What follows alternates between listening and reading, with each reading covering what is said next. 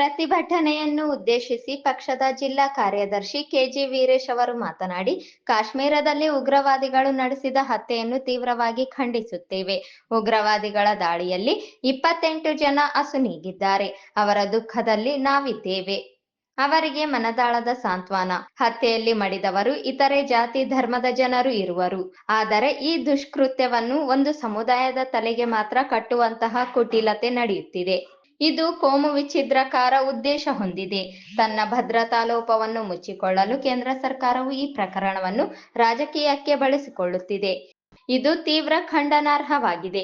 ಕಾಶ್ಮೀರದ ಜನತೆಯು ಪ್ರವಾಸಿಗರನ್ನು ರಕ್ಷಿಸಲು ತಮ್ಮ ಪ್ರಾಣವನ್ನೇ ಕಳೆದುಕೊಂಡಿದ್ದಾರೆ. ಆದರೂ ಕೋಮುದ್ವೇಷ ಹಬ್ಬಿಸುವುದನ್ನು ಸಂಘ ಪರಿವಾರದ ಜನತೆ ನಿಲ್ಲಿಸಿಲ್ಲ. ಕಾಶ್ಮೀರದಲ್ಲಿ ಸಿಪಿಐಎಂ ಪಕ್ಷದ ಶಾಸಕರಾಗಿರುವ ಯೂಸುಫ್ದಾರ್ ಇಗಾಮಿ ಅವರು ನೊಂದವರನ್ನು ಸಂತೈಸುವಲ್ಲಿ, ಶಾಂತಿ ಸೌಹಾರ್ದತೆ ಕಾಪಾಡುವಲ್ಲಿ ನಿರಂತರವಾಗಿ ಶ್ರಮಿಸುತ್ತಿದ್ದಾರೆ. ಅವರ ಕುಟುಂಬದಲ್ಲಿ 3 ಜನರು ಉಗ್ರಗಾಮಿಗಳಿಗೆ ಬಲಿಯಾದ ಹಿನ್ನೆಲೆ ಅವರು ನೋವು ಹೊಂದಿದ್ದಾರೆ. ಉಗ್ರವಾದ, ಭಯೋತ್ಪಾದನೆಯ ವಿರುದ್ಧ ನಿರಂತರ ಹೋರಾಟ ನಡೆಸುತ್ತಿದೆ ಸಿಪಿಐಎಂ ಪಕ್ಷ ಎಂದು ಹೇಳಿದರು.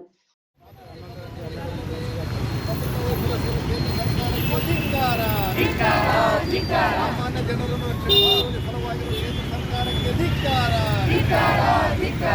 ಪಹಲ್ಗಾಮ್ನಲ್ಲಿ ಸಾಮಾನ್ಯ ಜನರನ್ನು ರಕ್ಷಣೆ ಮಾಡಲು ಫಲವಾಗಿ ಕೇಂದ್ರ ಸರ್ಕಾರದ ಧಿಕ್ಕಾರ. ಪಹಲ್ಗಾಮ್ ಘಟನೆಯಲ್ಲಿ ಬಡದ ಕುಟುಂಬಗಳಿಗೆ ಸೂಕ್ತ ಪರಿಹಾರ ಕೊಡಲೇಬೇಕು. ಪಹಲ್ಗಾಮ್ ಘಟನೆಯಲ್ಲಿ ಬಡದವರಿಗೆ ಸೂಕ್ತ ಪರಿಹಾರ ಕೊಡಲೇಬೇಕು.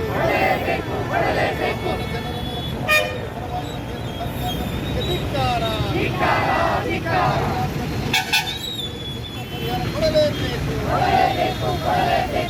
ಐಎಂ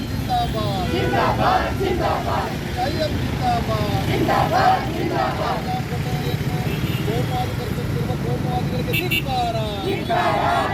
ಧರ್ಮದ ಆಧಾರದಲ್ಲಿ ಘಟನೆಯನ್ನು ನೋಡುತ್ತಾ ಮತ್ತು ಅದಕ್ಕೆ ಬೆನ್ನೆಲುಬಾಗಿ ನಿಂತಿರ್ತಕ್ಕಂಥ ಶಕ್ತಿಗಳನ್ನು ಕೂಡ ಇವತ್ತು ಪತ್ತೆ ಹಚ್ಚಿ ಅವರಿಗೆ ಕಠಿಣ ಶಿಕ್ಷೆಗೆ ಗುರಿಪಡಿಸಬೇಕು. ಮತ್ತು ಇವತ್ತೇನ ಉಗ್ರರ ದಾಳಿಯಿಂದ ಹತ್ಯೆ ಆಗಿರ್ತಕ್ಕಂಥ ಕುಟುಂಬಗಳಿಗೆ ಸೂಕ್ತ ಪರಿಹಾರವನ್ನು ಕೊಡಬೇಕು ಅಂತೇಳಿ ಸಿಪಿಎಂ ಪಕ್ಷ ಇವತ್ತು ಒತ್ತಾಯವನ್ನು ಮಾಡ್ತಾ ಇದೆ. ಮತ್ತು ಇಂಥ ಒಂದು ಘಟನೆಯನ್ನು ಇವತ್ತು ಇಡೀ ದೇಶದಲ್ಲಿ ಒಂದು ಕೋಮುವಾದೀಕರಣ ಬಣ್ಣವನ್ನು ಬಳಿಲಿಕ್ಕೆ ಪ್ರಯತ್ನ ಮಾಡ್ತಕ್ಕಂಥ RSS, ವಿಶ್ವ ಹಿಂದೂ ಪರಿಷತ್, ಬಜರಂಗ ದಳ ಇವತ್ತು ಒಂದು ರಾಜಕೀಯ ಲಾಭಕ್ಕಾಗಿ ಈ ಒಂದು ಘಟನೆಯನ್ನು ಇಡೀ ದೇಶಾದ್ಯಂತ ಒಂದು ಕೋಮು ವಿಷಜಾಲವನ್ನು ಬಿತ್ತುವಂಥ ರೀತಿಯಲ್ಲಿ ಮುಂದಾಗಿರ್ತಕ್ಕಂಥ ಒಂದು ಷಡ್ಯಂತ್ರಕ್ಕೆ ಏನು ಮುಂದಾಗಿದೆ. ಆ ಒಂದು ಷಡ್ಯಂತ್ರವನ್ನು ಕೂಡಲೇ ನಿಲ್ಲಿಸಬೇಕು. ಇಂಥ ಒಂದು ಷಡ್ಯಂತ್ರಕ್ಕೆ ಇವತ್ತು ಕೇಂದ್ರ ಸರ್ಕಾರ ಕಡಿವಾಣ ಹಾಕಬೇಕು ಅಂತೇಳಿ ನಾವು ಸಿಪಿಐಎಂ ಪಕ್ಷ ಇವತ್ತು ಈ ಮೂಲಕ ಒತ್ತಾಯವನ್ನು ಮಾಡ್ತದೆ. ಇವತ್ತು ಯಾವುದೇ ಒಂದು ಧರ್ಮ ಆಗಿರಲಿ, ಇವತ್ತು ಕೋಮುವಾದಿ ಶಕ್ತಿಗಳಿಗೆ, ಇವತ್ತು ಉಗ್ರವಾದಿಗಳಿಗೆ ಅವರಿಗೆ ಯಾವುದೇ ಜಾತಿ ಧರ್ಮ ಅಂತಕ್ಕಂಥದ್ದು ಯಾವುದೂ ಇರಲ್ಲ. ಅದನ್ನು ಅಂಥ ಒಂದು ಶಕ್ತಿಗಳಿಗೆ ಇವತ್ತು ಏನಂತಂದರೆ ಸಿಪಿಐಎಂ ಪಕ್ಷವು ದೇಶದ ಐಕ್ಯತೆಗಾಗಿ ಶ್ರಮಿಸುತ್ತಿದೆ. ಹಾಗೆ ಇತ್ತೀಚೆಗೆ ನಡೆದಂತಹ ಈ ಘಟನೆಯನ್ನು ಆಧಾರವಾಗಿ ಇಟ್ಟುಕೊಂಡು ಬಜರಂಗ ದಳ ಹಾಗೂ ಮತ್ತಿತರ ಕೋಮುವಾದಿ ಸಂಘಟನೆಗಳು ಶಾಂತಿಯುತವಾಗಿ ಸೌಹಾರ್ದತೆಯನ್ನು ಭಂಗ ತರುವ ನಿಟ್ಟಿನಲ್ಲಿ ನಡೆದುಕೊಂಡಿರುವ ತೀವ್ರ ಖಂಡನೀಯವಾಗಿದೆ ಎಂದು ಆರೋಪಿಸಿದರು. ಈ ಸಂದರ್ಭದಲ್ಲಿ ಪದ್ಮಾ ಸೇರಿದಂತೆ ಅನೇಕರಿದ್ದರು.